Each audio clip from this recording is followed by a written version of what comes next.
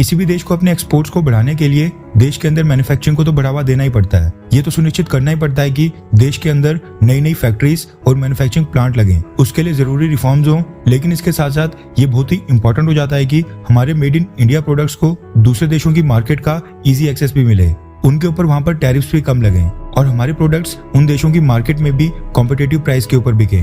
वरना अगर हम भारत के अंदर गुड्स मैन्युफैक्चर करते रहे और उनको दुनिया के बाकी देशों को बेच ही नहीं पाए, उससे इंडिया की डोमेस्टिक डिमांड तो पूरी होगी लेकिन भारत की जीडीपी तेजी से ग्रो नहीं कर पाएगी। इसलिए देश के अंदर मैन्युफैक्चरिंग के साथ साथ एक्सपोर्ट्स को बढ़ाने और दूसरे देशों के साथ ट्रेड डील साइन करना बहुत ही इंपॉर्टेंट हो जाता है। चाइना जो आज की डेट में $3 ट्रिलियन के एक्सपोर्ट कर रहा है, उसके पीछे का कारण भी यही है। चाइना ने दुनिया के कई सारे देशों के साथ ट्रेड एग्रीमेंट साइन कर लिए हैं, जिसके कारण चाइना के मेड इन चाइना प्रोडक्ट्स आसानी से दुनिया के कई देशों की मार्केट में वहां पर आ जाते हैं। उनके ऊपर वहां पर टैरिफ्स भी बहुत कम लगते हैं। भारत भी अब इसी पॉलिसी के ऊपर चल रहा है और हमारी सरकार भी अब दुनिया के कई सारे देशों के साथ फ्री ट्रेड एग्रीमेंट और ट्रेड डील्स को साइन कर रही है। कई सारे देशों के साथ नेगोशिएशंस ऑलरेडी चल रही हैं। खबर निकल कर आ रही है कि ये जो रिफॉर्म्स हुए हैं और कुछ देशों के साथ जो भारत ने ट्रेड एग्रीमेंट साइन किया है, इनका भारत को बहुत ही ह्यूज प्रॉफिट होने वाला है एंड भारत एक्सपोर्ट्स के मामले में फिर से एक नया रिकॉर्ड बनाने वाला है। पिछले फाइनेंशियल ईयर साल 2022 से 23 की बात करें तो भारत के टोटल एक्सपोर्ट्स थे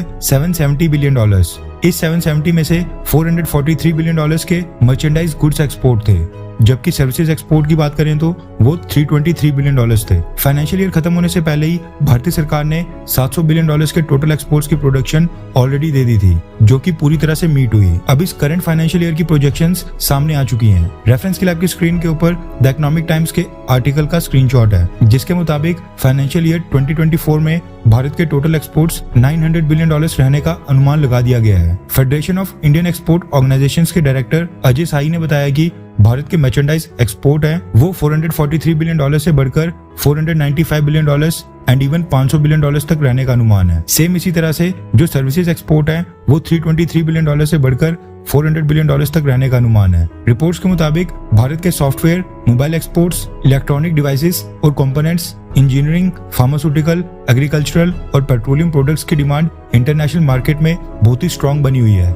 जिसके चलते $900 बिलियन के एक्सपोर्ट का टारगेट इस साल आसानी से मीट हो जाएगा। इसके साथ ही PLI स्कीम के अंतर्गत भारत में कई सारे प्रोडक्ट्स की मैन्युफैक्चरिंग इसी साल स्टार्ट होनी है एंड उसका भी रिजल्ट हमें देखने को मिलेगा। भारत के trade and commerce minister Piyush Goyal sir ने कहा है कि साल 2030 तक भारत के टोटल एक्सपोर्ट्स $2 ट्रिलियन यानी $2000 बिलियन तक पहुंचाने का टारगेट रखा गया है। वैसे भारत जिस स्पीड से दूसरे देशों के साथ ट्रेड एग्रीमेंट साइन कर रहा है, जिस स्पीड से भारत के अंदर मैन्युफैक्चरिंग हो रही है, उसको देखकर लगता है कि साल 2030 तक $2 ट्रिलियन के एक्सपोर्ट का टारगेट आसानी से पूरा हो जाएगा। इस समय भारत की जीडीपी में मैन्युफैक्चरिंग सेक्टर का योगदान 17% है और पीयूष गोयल सर ने बताया कि भारत की जीडीपी में मैन्युफैक्चरिंग सेक्टर का योगदान 17% से बढ़ाकर 25% तक करने का टारगेट रखा गया है और सरकार उसी के अकॉर्डिंग काम कर रही है।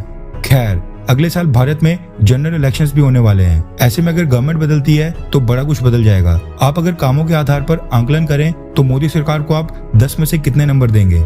10, 9, 8, 7 या फिर उससे भी कम? नीचे कमेंट करके अपनी राय जरूर बताएं।